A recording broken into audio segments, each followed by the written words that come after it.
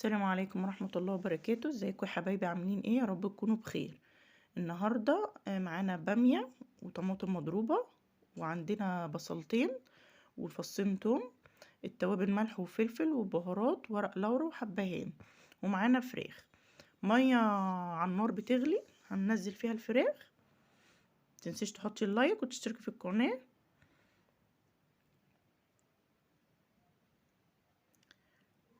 تمام كده، هنحط كمية الفراخ اللي معانا. هننزل بالبصل بنص البصل، يعني بصلاية صغيرة.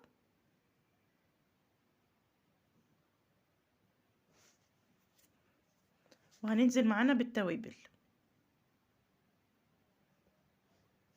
ملح وفلفل وبهارات فراخ ورق لورا وحبهان. تمام كده.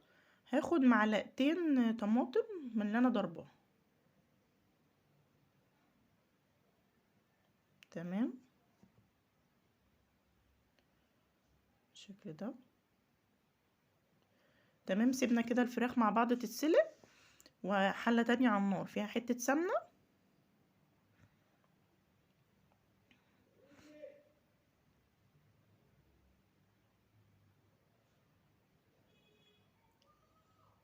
السمنة تسيح بس.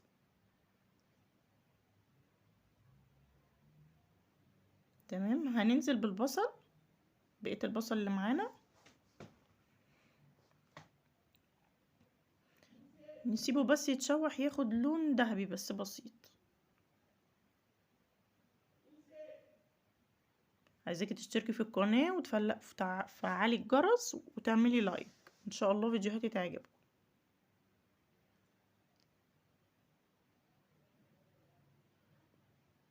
تمام، بعد ما اخد اللون ده هننزل بالطماطم اللي ضربينها.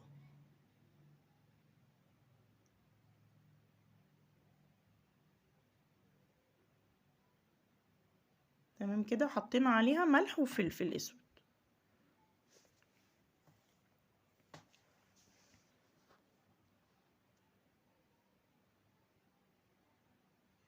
بعد كده نزلنا بالبامية اللي معانا، طبعا البامية دي متفرزة، وهننزل بفصين توم.